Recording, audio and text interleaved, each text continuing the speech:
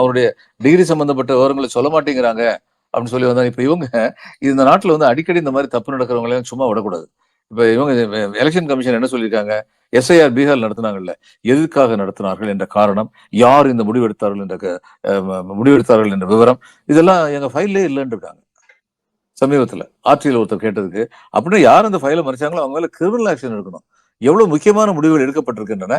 அந்த முடிவு எடுக்கப்பட்ட முடிவு வந்து எந்த காரணத்துல முடிவு எடுத்தார்கள், எப்படி நடத்த வேண்டும் என்று சொன்னார்கள், இது சம்பந்தமா எந்த ஃபைலுமே இல்லைன்னு சொன்னா, அப்ப எலெக்ஷன் கமிஷன்ல வந்து ரொம்ப பெரிய ஃப்ராட் நடக்குதா அப்படின்னு தானே தோணும்.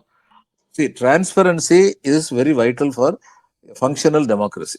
வெளிப்படைத்தன்மை அப்படிங்கிறது வந்து ஒரு வைப்ரண்ட் டெமோக்ரஸிக்கு ரொம்ப தேவையானது, சந்தேகமே இல்லாம. அந்த வெளிப்படைத்தன்மை குறைஞ்சுக்கிட்டே போகுது. அதுதான் ரொம்ப துரதிருஷ்டவசமா இருக்கு. எந்த ஒரு ஆர்கனைசேஷன்னாலும் இப்படி வெளிப்படைத்தன்மை குறைஞ்சுக்கிட்டே போச்சுன்னா, இதெல்லாம் வந்து எலெக்ஷன் கமிஷன் அல்லது சுப்ரீம் கோர்ட், நீதிமன்றங்கள், இவைகளெல்லாம் ஜனநாயகத்தின் தூண்கள். அது எப்படி தூணா இருக்க முடியும்? அவர்கள் நீதியை சரியாக பரிபாலனம் செய்வதும், நேர்மையாக தங்களுடைய கடமைகளை ஆற்றுவதுமாக இருக்கும்போதுதான். எப்படிப்பட்ட தேர்தல் ஆணையர்களை எல்லாம் இந்த நாடு பார்த்திருக்கு. ஷிக்தர்னு சொல்லி ஒருத்தர் இருந்தாரு. எப்படிப்பட்ட தேர்தல் ஆணையரா அவர் இருந்தாரு.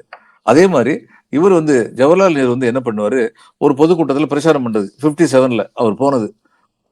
எங்களுக்கு ஓட்டு போடுங்கன்னு சொல்றதுக்காக போறாரு.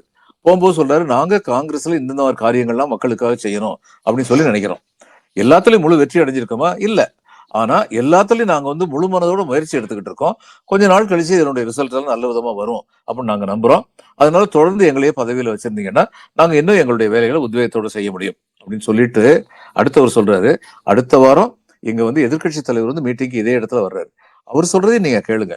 கேட்டுட்டு எது உங்க மனசுக்கு சரின்னு படுதோ அது மாதிரி நீங்க வந்து ஓட்டு போடுங்க அப்படின்னு சொன்னார் இந்த நாட்டுடைய பிரதம மந்திரியா இருந்த ஜவஹர்லால் நேரு. அது வெளிப்படை தன்மை.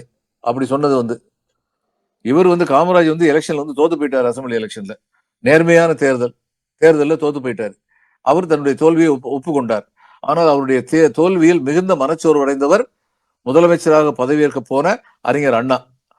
அவரும் சொன்னாரு, காமராஜ் போன்ற ஒரு பெருந்தலைவரை நாம் தோற்கடித்திருக்க கூடாது. அவருடைய அனுபவம் இந்த மாநிலத்திற்கு தேவை. அது இன்னைக்கு வந்து வீணா போச்சு. இது வந்து பெருந்தன்மையான அரசியல், நேர்மையான அரசியல்.